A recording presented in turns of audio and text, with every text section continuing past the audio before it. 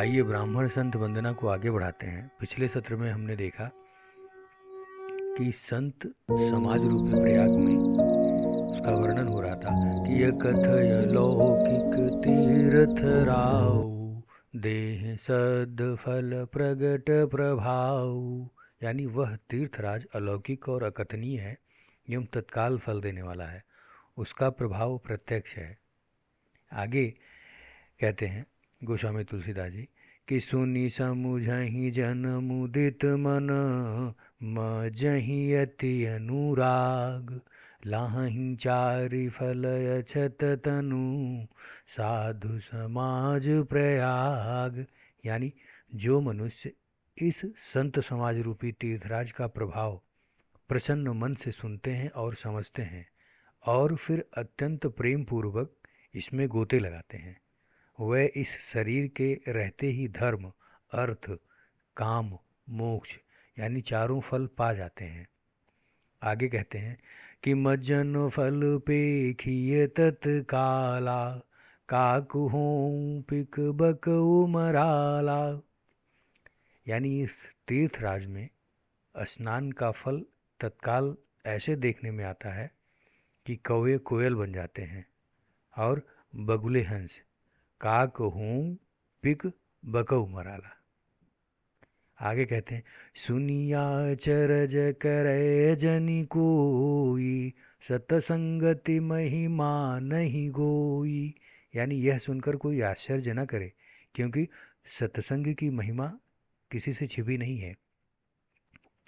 आगे कहते हैं कि वाल्मीकि नारद घट जोनी निज निज मुखनि कही निज होनी, यानी वाल्मीकि जी, नारद जी और अगस्त्य जी ने अपने अपने मुखों से अपनी होनी यानी जीवन का वृत्तांत कहा है। जल चर थल चर नभ चर नाना जे जड़ चेतन जीव जहाना, यानी जल में रहने वाले, जमीन पर चलने वाले और आकाश में विचरने वाले नाना प्रकार के जड़ चेतन जितने जीव इस जगत में हैं।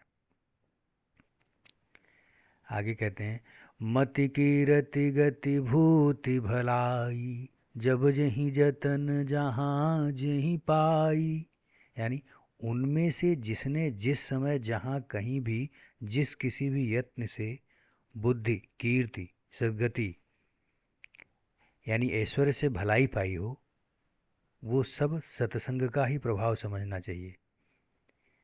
सो जानब सत्संग प्रभाव, वो सब सत्संग का ही प्रभाव समझना चाहिए। लोक हूँ वेद नयान उपाऊ, वेद में और लोक में इनकी प्राप्ति का कोई दूसरा उपाय नहीं है। सो जानब सत्संग प्रभाव लोक हूँ वेद न आन उपाऊ। आगे कहते हैं कि बिनु सत्संग विवेक न होई राम कृपा बिन सुलभ न सोई, यानी सत्संग के बिना विवेक नहीं होता और श्री राम जी की कृपा के बिना वह सत्संग सहज में मिलता नहीं है। राम कृपा बिन सुलभ न सोई। आगे कहते हैं सत्संगत मुद मंगल मूला सोई फल सिद्धि सब साधन फूला, यानी सत्संगत आनंद और कल्याण की जड़ें हैं। सत्संगत मुद मंगल मूला सोई फल सिद्धि सब साधन फूला, यानी सत्संग की सिद्धि प्राप्ति ही फल है और वह साधन तो फूल है।